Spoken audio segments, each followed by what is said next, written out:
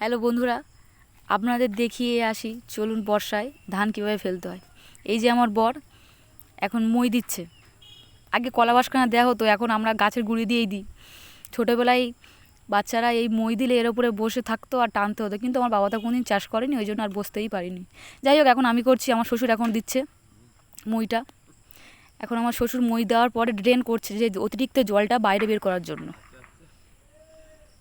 যে মাঝখানে যে জলটা, সেটা ড্রেন দিয়েই চলে যাবে। এখন আমার বার জলটা ছেঁচে দিচ্ছে, অতিরিক্ত জলটা।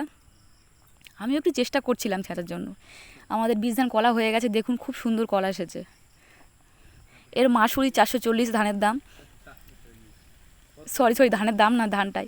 এই আমার শ্বশুর তলা ফেলা শুরু করে দিয়েছে, আমার বড় তলা ফেলা দিয়ে শুরু করেছে, ধান ফেলছে।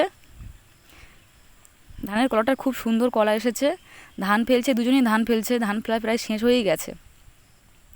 এই যে অতিরিক্ত জলটা এই ড্রেন দিয়েই চলে আসছে। এটা যখন জল জমবে তখন ছেঁচে আলের বাইরে দিয়ে বের করে দিতে হবে। যে অতিরিক্ত ধানটা আছে সেটাই ফেলে দিচ্ছে। ধানটা খুব সুন্দর কলা এসেছে।